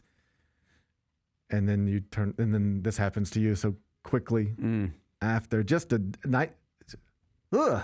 I don't know what that is. It's a horrible story. It just messed up my whole Sunday night. It really did me too. I was just like sitting around watching a Cowboys game and hanging out with my family, and then I just got consumed with this, and I'm texting you. And no, Rob Reiner, I mean, because he obviously had like the amazing run, directing run in like the late 90s. People call it the best 80s, early 90s, film start to a career ever. And then like he got more into acting as he got older, and he was in All in the Family. I mean, he's been acting forever as well, but like he just was like this, he's kind of like a wise old grandpa, right? Like wise old grandpa. The most recent thing I had consumed of his was a podcast he did with Soledad O'Brien. Oh yeah, the JFK podcast, which I thought was actually good. I was never bored, and I thought I learned. I'm somebody who watched all the JFK documentaries, watched the films, read the books. Like, I've got the Warren Commission book at my house, physical copy. You'd be proud of me. That's pretty cool. And even I learned stuff from this podcast that I didn't know before. Yeah. They promised the whole podcast was set up is we're not trying to take you on some weird thing and then shrug our shoulders. We are going to tell you who we believe killed John F. Kennedy and who was behind it. Mm-hmm. We'll get there. So and it felt like they got there in a pretty convincing way. So that was great. And obviously the filmmaking stuff. Mm-hmm. I mean, these are big movies from, I guess, mostly my childhood, but somebody put it this way, and maybe this is the best way to put it. Rob Reiner directed the best American romantic comedy ever, When Harry Met Sally. Mm-hmm. You can argue with these labels if you want to, but this is the way this person put it. Okay. Rob Reiner directed, let's just say what can reasonably be called the best American romantic comedy ever, with When Harry Met Sally. The best coming-of-age film ever, in Stand By Me.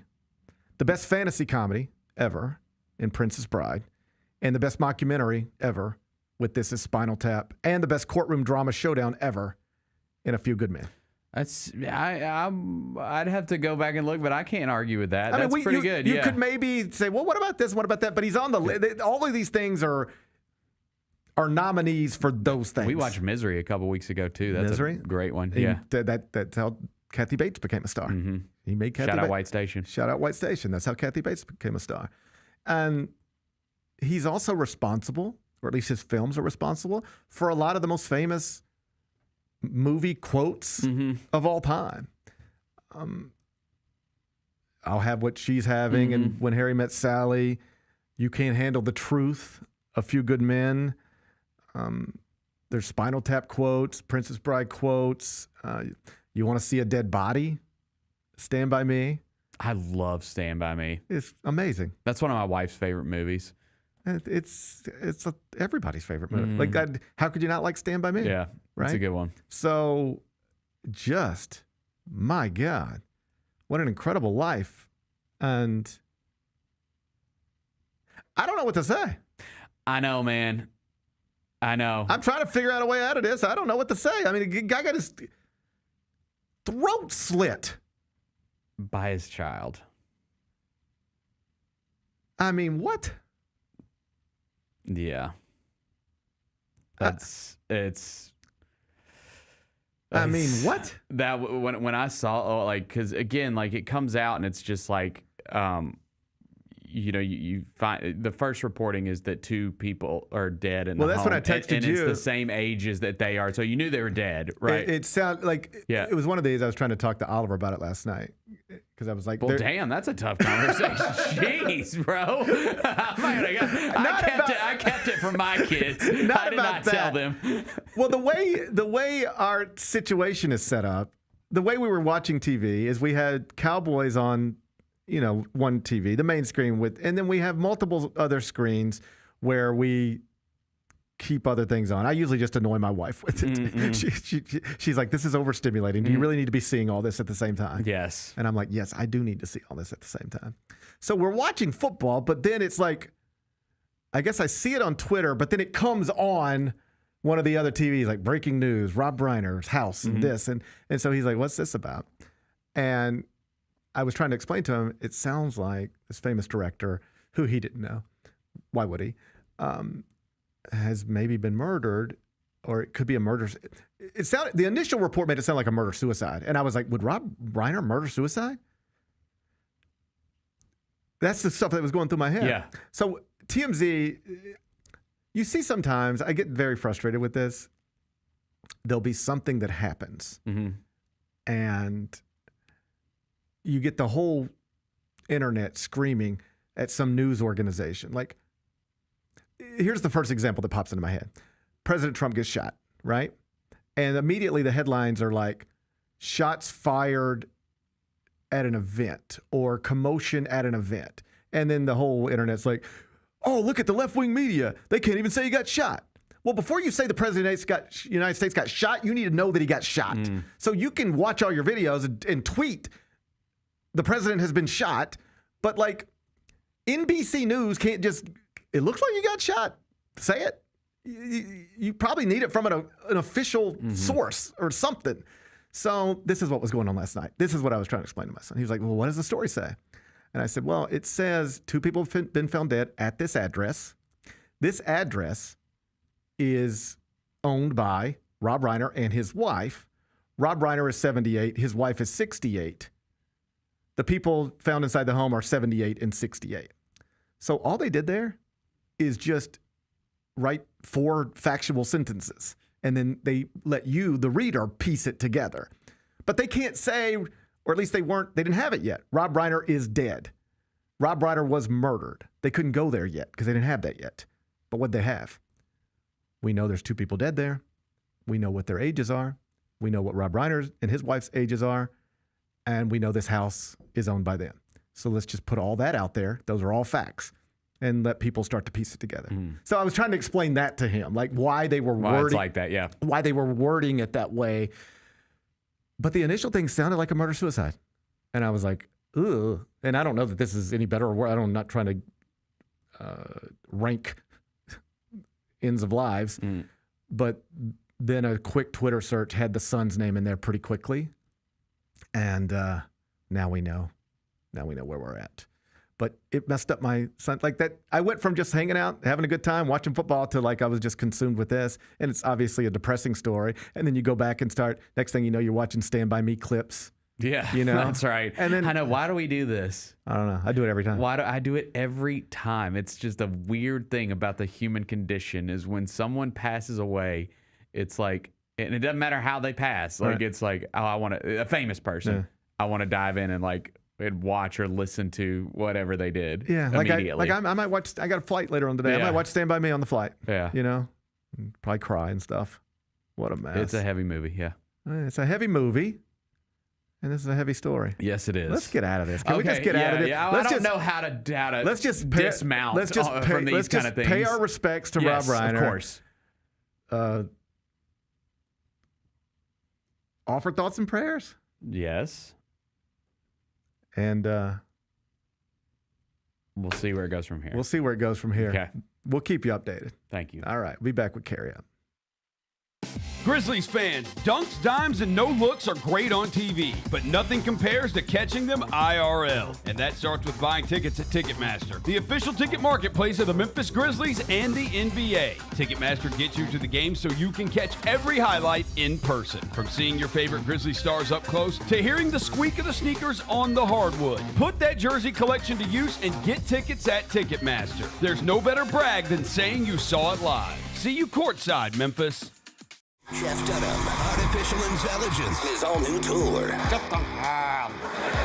You're the other white meat. How can you be so smart on one hand and so stupid on the other? Well, you're half of it. I realize I could have avoided all this years ago with one simple word. I do not. Silence! Don't miss a Memphis. Friday, April 10th, FedEx Forum. Tickets on sale Monday, September 29th at jeffdunham.com. Southland Casino Hotel is helping you navigate to Santa. Win your share of over $550,000 in free play and a brand new Lincoln. Here Comes Santa takes flight on Saturday, November 1st, when you can begin earning entries. And don't forget the grand finale drawings on Saturday, November 29th and Saturday, December 27th to win a share of over $40,000 in free play or a brand new Lincoln. Win big during Here Comes Santa, only at Southland Casino Hotel. Watching the Grizzlies is easy with FanDuel Sports Network. If you have cable or satellite, you're all set. Find us on your channel lineup. You can also use your TV provider login to watch games on the FanDuel Sports Network app. No cable or satellite? Subscribe directly to FanDuel Sports Network online. You can also watch on Prime Video by adding a FanDuel Sports Network subscription. Not sure where to start? Visit FanDuelSportsNetwork.com to learn more.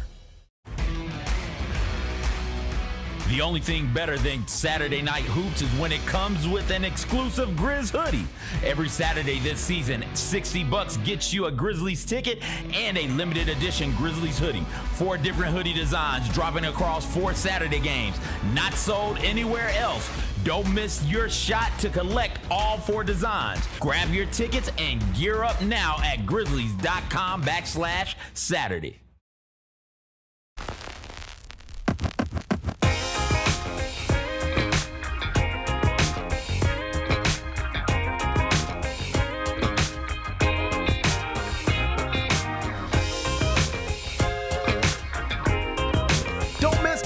days of prizes, giveaways, and more during Grizzmas, presented by Pinnacle Financial Partners. From now to Christmas Day, Grizz fans have the chance to unwrap incredible prizes every single day. Today, you can enter for a chance to win a signed Cedric Coward jersey.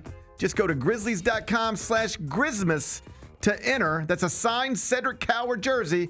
Go to grizzlies.com/Grizzmas to enter. Let's do carryout. It's time for GP's Carryout. One final segment filled with stuff to take with you. It's not everything you need to know, but it's most of it. What did we miss today? Florida quarterback DJ Lagway has announced that he is entering the transfer portal. He projects as one of the best quarterback prospects who will be available, perhaps the best. Interesting note, Lane Kiffin retweeted. DJ Lagway retweeted. He'll never stop. I'm transfer portaling, and thank you to all Florida fans. And like the first thing I saw was Lane Kiffin retweeting it. Never change. You know what? I feel like I'm gonna have a full circle moment on this thing. Real disappointed in Lane Kiffin. Yeah. Leaving my home state, the Magnolia State, the way he did. And there was a part of me, even though I mean this sincerely, I don't root against people. I don't carry around a lot of hate in my heart. I was starting to condition myself to be like, you know what? I wouldn't mind watching him fall on his face at LSU. Like, I wouldn't mind watching this go poorly at LSU.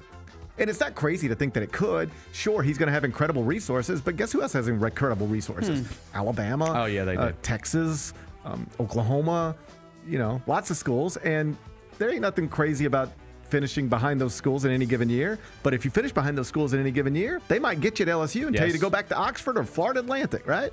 I wouldn't mind seeing him fall on his face a little bit. But I do kind of giggle when he does stuff like this. Oh, it's so good. Like somebody was real. He's the only one that does it. He's the only one that does it. Yeah. To this degree. Like some dude bought himself a Lane Kiffin Ho shirt. Was very proud of it, posting it on Twitter. The only way I saw it, Lane Kiffin responded to it with the crying emoji, laughing emoji. Crying, laughing emoji. Yeah. If that's what we call that one. So, anyway, I don't know if Lane Kiffin's going to get involved with DJ Lagway, but he certainly helped spread his message. He certainly helped spread his message earlier today. What's today's biggest game? Are you ready for some football?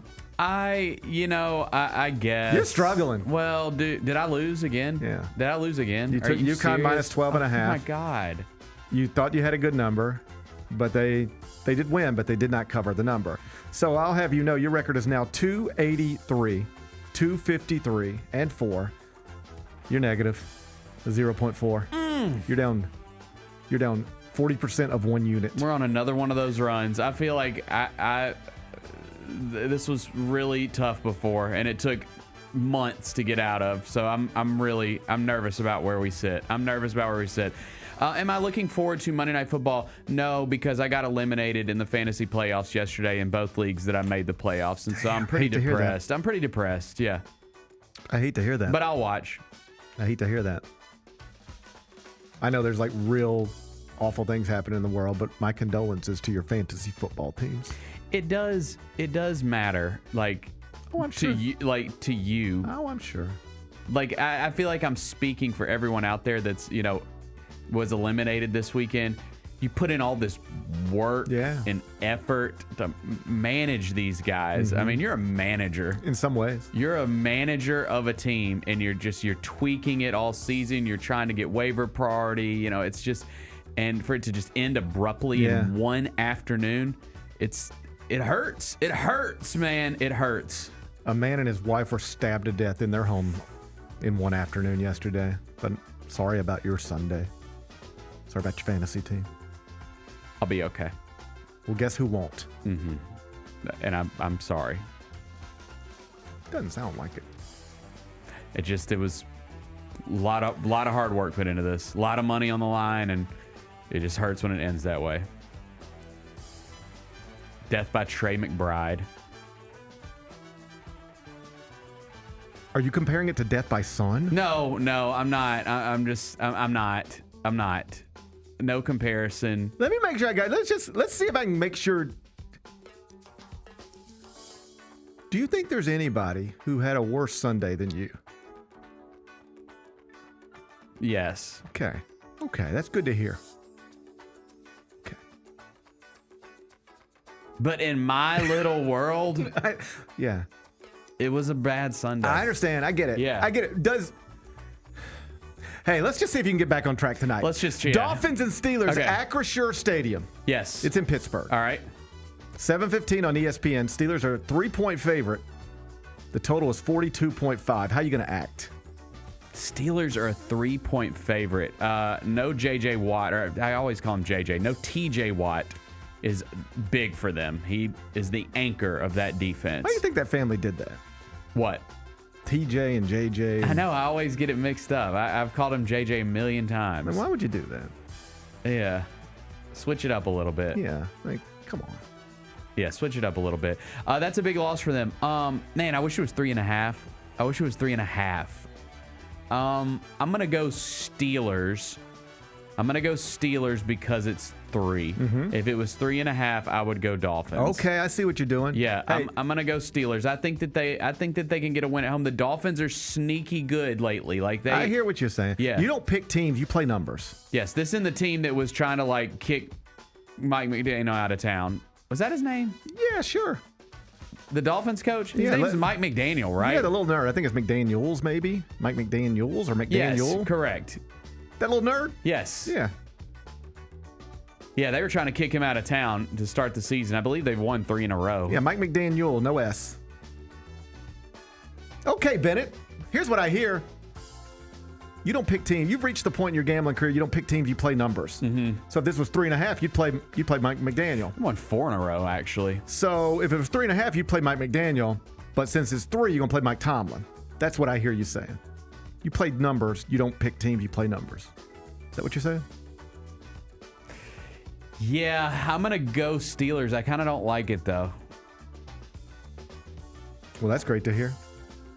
Here's what happened, okay, is I was going to take the Dolphins no matter what you said the number was. I was going to take the Dolphins because I'm like, they're playing well. They've won 4 in a row.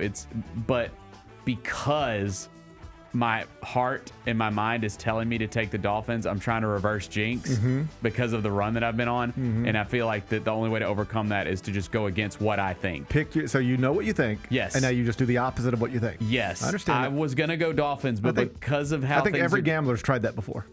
Reverse jinx, Steelers. All right. Steelers -3. It's a reverse jinx play from Bennett. He does not believe the Steelers are actually going to cover, which is exactly why he's picking it. Yes. Right. Got it. What are we watching on TV? I think we're going to try Raw on Netflix.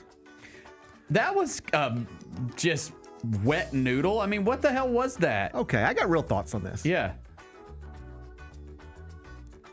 John Cena tapped out. Yeah. John Cena's final match, he taps out to Gunther. Yeah. Like, is this a Philip Rivers situation? You think he's going to come back someday? He swears he's not. He swears that's it. Okay. My initial reaction was, and I know this is where like the wrestling nerds and there's a disconnect. There's a disconnect between the wrestling nerds and logic and just like normal people. Okay. All right. What the wrestling nerds will tell you is that, well, this is the way you do it. This is passing the torch. And this is leaving it better than you found it. And, you know, you walk away as the GOAT by elevating somebody else. And I understand all of that. All right. And I even have read that if you knew John Cena, you knew he wouldn't want to buck that trend, that he wouldn't want to leave in a different way than some other legends have left. You go out in defeat. You put somebody else over. This is the way wrestling's done. And I get all that. I get all of that. And Triple H even more or less said all of that afterwards. This is the way we do it. You know, you can not like it, but this is the way we do it. This is tradition. This is how we do it. When you so tightly attach to that tradition, aren't you then eliminating the element of surprise? Everything. Yeah. Like, well, this is the way we do it. So we know that there's no scenario where John Cena can win the match based on the way you do it. But Were you watching? Did you see the crowd? They were all into it, and they had got themselves to a point, no matter what they thought when they came into that place, like, oh, wow, Cena's going to do it. And if he would have pinned Gunther, the place would have exploded. Yeah. And you've got this all-time wrestling moment. But because you just do it the way you do it, it fell flat. It felt like it missed. A tap out? It felt like it missed. Now, I've read everything there is to read. There is nothing any wrestling nerd's going to be able to tell me that I'm not aware of. All right? At least I don't think. I read it all. And I respect all the opinions. Because what people say is the tapping out, like that is symbolic of what he's literally doing. He's not on this retirement tour walking away from the sport because he can't continue to wrestle. He could continue, but he is tapping out of the profession. He's leaving the profession with a smile on his face. So when you see Gunther got him in a sleeper hold, they got stills on it. Cena's actually smiling at one point. Yeah, I saw that. Right. That was intentional. He's walking away with a smile on his face. He's not leaving because he can't continue to wrestle. He's quite literally tapping out of the industry, and that's what that represented. I got it. And I'm fine with it. If only because being angry about the way a wrestling match ends seems like something I'd like to keep beneath me. Yeah. Okay. But it felt like a missed moment. Like you could have had an all-time moment for wrestling fans where the building explodes. Or you could have like people in the crowd literally crying and cussing out Triple H. Mm-hmm. What do you want to do? Well, this is the way we do it. But wouldn't it make it so much better? Yeah. If we surprised them and then gave them what they wanted? Yeah. We could surprise the fans and give them what they want. And we can say, yeah, we can get back. Then when Brock Lesnar walks away, we can get back to doing it the way we do it. But if we're calling this guy the best that's ever done it, and he's the GOAT, why not end it the way everybody in that building wants it to end a certain way? Nobody gives a shit about Gunther. Like, what does even putting Gunther over mean? I don't really know. Right. So, I don't really know. So I understand wrestling tradition, all that stuff. I just thought it missed. It was like you could have created this moment, and instead the whole building just sort of felt like, really? So is that it? Are we getting any more appearances, or are we just done here? I think that's it. Okay, so he's not scheduled to appear tonight. No, it's done. Okay. And he was insistent leading up to this. Like there were countless interviews where they were like, well, how do we know? He's like, I don't know what to do other than to tell you it's over. I am not doing this again. I am never getting in a wrestling ring again. Well, all right. He actually said, you'll know I'm telling the truth. They said, well, how do we know you're telling the truth? You'll know I'm telling the truth when you recognize I'm never coming back. You'll never see me again. Obviously, never's a long time and people can change their minds and blah, blah, blah. But he seems insistent that the last time you ever saw him in a wrestling ring was Saturday night. Okay. He left his shoes in the ring. Yeah, sounds like it. I'm fine with it because I understand it. But do I think there was a better way to do it? Yes. I think you could have surprised your fans by bucking tradition and delivered what it is they all wanted anyway. Instead, you had people crying. You see a little boy cussing out Gunther? I did. That's pretty good. That's pretty good. Yeah. And Gunther was good handling that too. I just thought it missed. I think it was a miss too. I'm with you. I understand it. I understand it, and I understand why it went down that way. I would have done it the other way. I would too. What's the best thing we've read? Alan Sepinwall is a great film critic. Used to write for Rolling Stone and various other outlets. He's like a guy who started newspaper guy. He was like a newspaper guy, and then like Rolling Stone was like, this is the best newspaper film critic in the world. So they hire him. And then he got put behind a paywall, and now he's got his own thing, and I lost track of a little bit. But I still follow him on Twitter, so I see him sometimes, and he popped up this morning. He stayed up late last night writing about Rob Reiner and sort of starts the piece. As I'm writing this, we're still learning about what happened. Yeah. And no matter what version you're hearing, it sounds awful. We can address that another day. I just want to write about Rob Reiner, the filmmaker, and start by telling you nobody has ever gotten off to a filmmaking start like this. I mean, when you hear things like, this is the best start to an NBA career we've ever seen, or the best start to an NFL career we've ever seen. Rob Reiner had the best start to a filmmaking career we've ever seen. A lot of critics would co-sign that statement. And so Alan Sepinwall wrote about that and Rob Reiner, and it's on his personal website, what'salanwatching.com. So if you care enough to read it, that's where you can find it, what'salanwatching.com. What's on tap for tomorrow? Tomorrow is Tuesday. So we've been looking back at Grizz Clippers and getting ready for tired. An NBA Cup championship game featuring Victor Wembanyama. We staying up late tonight. Yeah. Oh, but I'm on the East Coast tonight. I got about a 10:38 p.m. tip. Yep. I won't be up late tonight. At least I'll have something to do. I like that Wemby is a hater, by the way. You can tell that he that win. Oh yeah, that meant something. Oh yeah, yeah. He's like, I'm coming. He doesn't like Chet. Doesn't sound like it. It's kind of fun. We're only concerned about the MVP, not the other people. But I love everything he said this weekend. Yeah. He had that one sit down, and they asked him, who do you think's the best player in the world? He was like, Nikola Jokic is the best offensive player in the world. If you're talking about complete players, it's probably Giannis or Shea.